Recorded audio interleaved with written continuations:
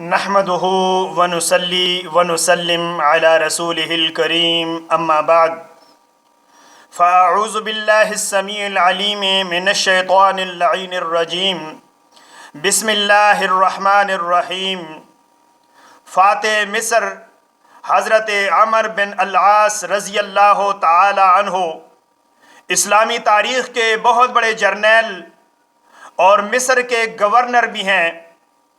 ان کے بیٹے نے ایک غریب لڑکے کے ساتھ گھوڑ دوڑ میں شرکت کی۔ دونوں نے گھوڑے دوڑائے، غریب کا گھوڑا آگے نکل گیا۔ گورنر کے بیٹے کو غصہ آ گیا کہ یہ کمزور گھوڑے والا، کمزور اور غریب آدمی اور میرے گھوڑے کو شکست دے دی۔ اسے اور کوئی نہ سوجی، بس نہ چلا تو ڈنڈا اٹھایا اور غریب کے سر میں دے مارا۔ وہ مصر سے اسی گھوڑے پر سوار چلا، مدینے کا رخ کیا۔ گھر نہیں گیا، سیدھا مدینے آ گیا۔ عمر فاروق رضی اللہ تعالی عنہ کا دور حکومت ہے۔ فاروق اعظم رضی اللہ تعالی عنہ کے پاس آ گیا، کہا اے امیر المومنین عمر فاروق رضی اللہ تعالی عنہ، آپ رسول اللہ صلی اللہ علیہ وآلہ وسلم کے خلیفہ ہیں اور آپ کے ہوتے ہوئے ایک غریب کی آبرو مٹ جائے۔ فرمایا کیا ہوا؟ کہنے لگا مصر کے گورنر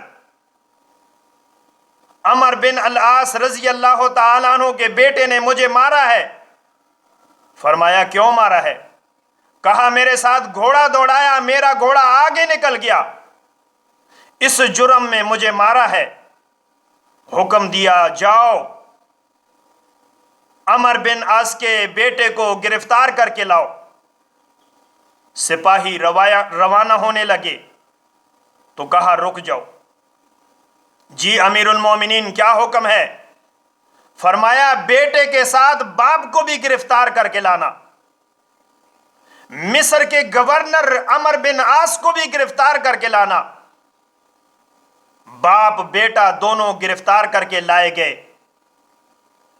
غریب کے بیٹے سے کہا اٹھو، باپ کو بھی مارو، بیٹے کو بھی مارو، اور اسی طرح مارو جس طرح تم کو انہوں نے مارا تھا۔ آسمان حیران، زمین ششدر، دنیا نے کبھی ایسا منظر بھی دیکھا ہے؟ اسلام اس کا نام ہے جس میں کوئی مستثنا نہیں۔ حضرت عمر بن العاص رضی اللہ تعالی عنہ کہنے لگے امیر المومنین خلیفۃ المسلمین عمر فاروق رضی اللہ تعالی عنہ، میں نے اپنے بیٹے کی سفارش تو نہیں کی، اس نے جرم کیا ہے، سزا ملنی چاہیے۔ میں نے کیا جرم کیا ہے؟ مجھے کیوں مارتے ہیں؟ فرمایا تو نے یہ جرم کیا ہے کہ ایسے بیٹے کی تربیت نہیں کی، اس کو مارنے کی جرت کیوں ہوئی؟ اس نے جرت اس لیے کی کہ سمجھتا تھا کہ گورنر کا بیٹا ہوں، گورنر کا بیٹا ہونے کی وجہ سے مارا ہے، اس لیے میں اس کو بھی مرواؤں گا، گورنر کو بھی مرواؤں گا جس کی گورنری نے اسے جرت بخشی ہے۔ فاتح مصر، گورنر مصر حضرت عمر بن العاص رضی اللہ تعالی عنہ نے گردن جھکا دی۔ کہا امیر المومنین آپ ٹھیک فرماتے ہیں، ماریے مجھے۔ گردن جھکا دی۔ غریب لڑکا جس کے ہاتھ میں لاٹھی پکڑائی گئی تھی، اس نے اپنے ہاتھ سے لاٹھی نیچے پھینک دی اور کہا جب تک محمد الرسول اللہ صلی اللہ علیہ وآلہ وسلم کے دین میں عمر جیسے آدمی موجود ہے، غریب پر ظلم نہیں ہو سکتا۔ امیر المومنین عمر فاروق رضی اللہ تعالی عنہ نے دیکھا، کہا لڑکے لاٹھی کیوں پھینک دی ہے؟